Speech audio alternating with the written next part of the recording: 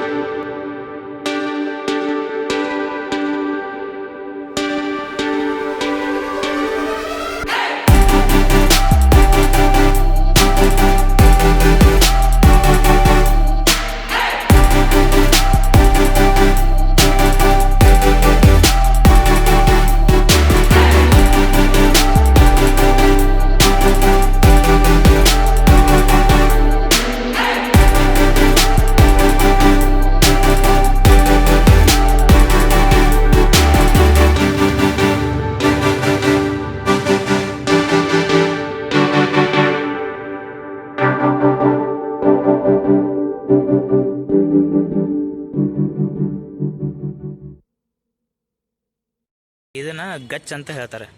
ಇದು ಸುಣ್ಣ, ಬೆಲ್ಲ ಮತ್ತು ಮೊಟ್ಟೆಗಳನ್ನು ಕೂಡ ಹಾಕ್ತಾರೆ ಅಂತ ಹೇಳ್ತಾರೆ. ಈ ಥರದ ಪದಾರ್ಥಗಳನ್ನು ಮಿಕ್ಸ್ ಮಾಡಿ ಈ ಗಚ್ಚನ್ನ ರೆಡಿ ಮಾಡ್ತಾರೆ.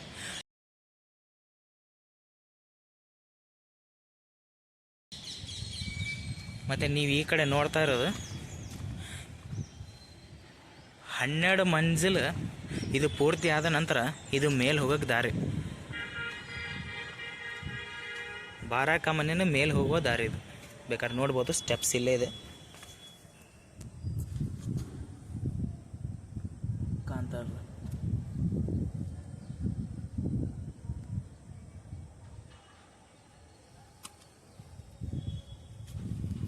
ಅಲಿ ಆದಿಲ್ ಶಾಹಿ ಅವರು ರಾಜ ಆದ ನಂತರ ಅವರು ಕೂಡ ತಮ್ಮ ಪೂರ್ವಜರ ಥರ ಐತಿಹಾಸಿಕ ಸುಂದರವಾದ ಸ್ಮಾರಕವನ್ನು ನಿರ್ಮಾಣ ಮಾಡ್ಬೇಕಂತೇಳಿ ಆಗಿನ ಕಾಲದಾಗ ಫೇಮಸ್ ಇದ್ದ ಆರ್ಕಿಟೆಕ್ಟರ್ ಮಲಿಕ್ ಸಂದಲ್ ಅವರಿಗೆ ಈ ಕಟ್ಟಡ ನಿರ್ಮಾಣ ಜವಾಬ್ದಾರಿಯನ್ನು ಕೊಡ್ತಾರೆ. ಮತ್ತು ಆ ಮಲಿಕ್ ಸಂದಲ್ ಅವರೇ ಈಗಿನ ಗೋಲ್ ಗುಮ್ಮಟ ಮತ್ತು ಇಬ್ರಾಹಿಂ ರೋಜಾವನ್ನು ಕಟ್ಟಿರ್ತಾರೆ.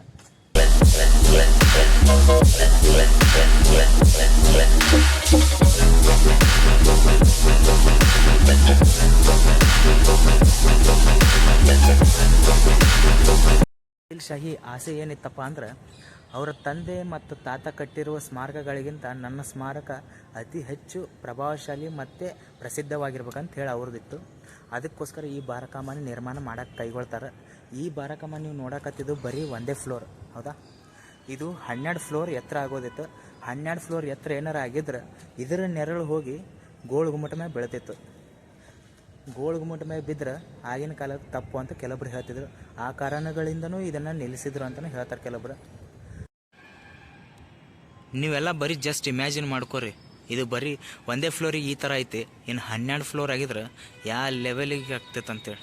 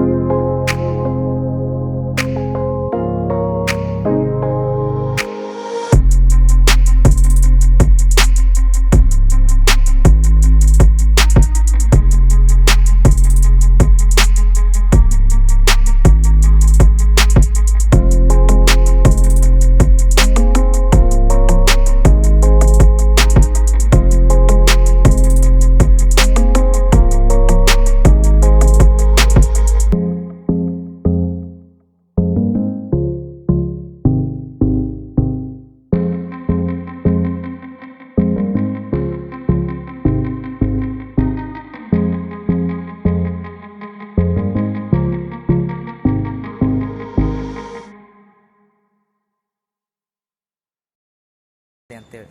ಮತ್ತು ಇಬ್ರಾಹಿಂ ಅವರ ಸಮಾಧಿ ಅಂತೇಳಿ, ಅಂದರೆ ರೋಜಾ ಅಂದರೆ ಸಮಾಧಿ, ಮತ್ತು ಮುಂದುಗಡೆ ಇರೋದು ಅವರ ಹೆಸರುಗಳು.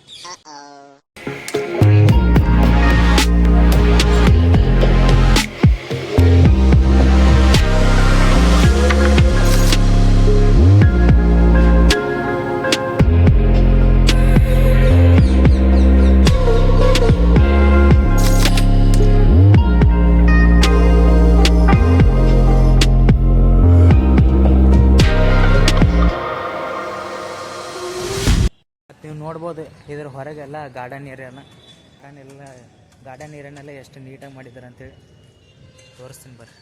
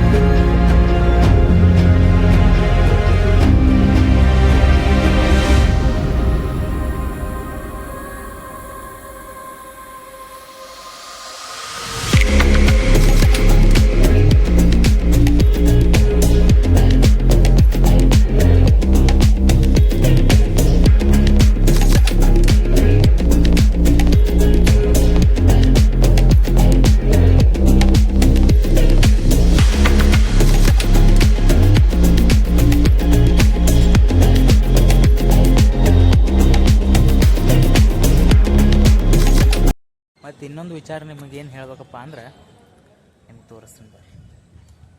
ಇಲ್ಲಿ ನೋಡ್ರಿ, ಈ ಥರ ಎಲ್ಲ ನೆಲದ ಮ್ಯಾಗ ಎಲ್ಲ ಹೆಸರು ಕೆತ್ತಿ ಹೋಗ್ಯಾರ. ಆ ಸತ್ತೋರ ಸಮಾಧಿ ಮ್ಯಾಗೂ ಹೆಸರು ಕೆತ್ತೋದು ಬಿಡಂಗಿಲ್ಲ ಇವರು. ಮತ್ತು ಇನ್ನೊಂದು ಏನಪ್ಪ ಅಂದ್ರೆ, ನಮ್ಮ ಬಿಜಾಪುರದಾಗ ಬಾವಿಗಳು ಜಾಸ್ತಿ ಅದಾವ ಅಂತ ಹೇಳ್ತಾರೆ.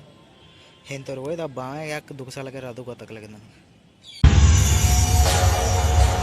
ಹೇಳಿದ್ರೆ ಹೋಗ್ಬಿಡ್ತೀಯ, ಇದೆಲ್ಲ ಬೇಕಾ?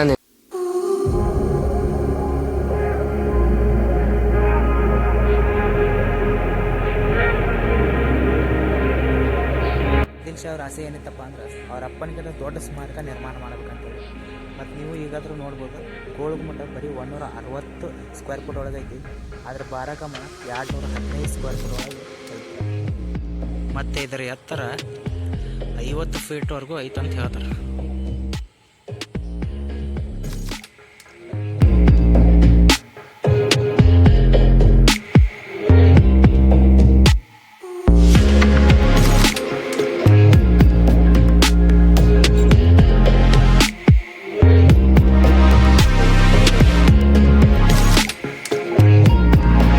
ಬಾರಾಕಮ್ಮನ ಬಾಜು ಇರೋ ಈ ಬಾವಿ, ಇದೇ ಬಾವಿಲಿಂದ ನೀರು ತೊಗೊಂಡು ಕಟ್ಟಡ ನಿರ್ಮಾಣ ಮಾಡ್ತಿದ್ರು. ಇದೇ ಬಾವಿ ನೀರು ಆವಾಗಿನ ಕಾಲದಲ್ಲಿ ಕುಡಿಯೋಕ್ಕೂ ಯೂಸ್ ಮಾಡ್ತಿದ್ರು ಅಂತ ಹೇಳ್ತಾರೆ.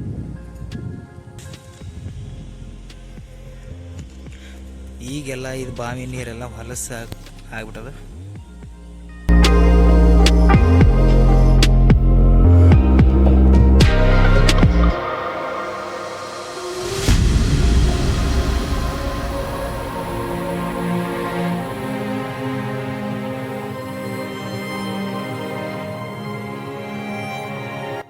ಓಕೆ ಫ್ರೆಂಡ್ಸು, ನಿಮಗೆ ಈ ವಿಡಿಯೋ ಇಷ್ಟ ಆದರೆ ಲೈಕು ಶೇರು ಕಮೆಂಟ್ ಮಾಡೋದನ್ನು ಮರಿಬೇಡಿ.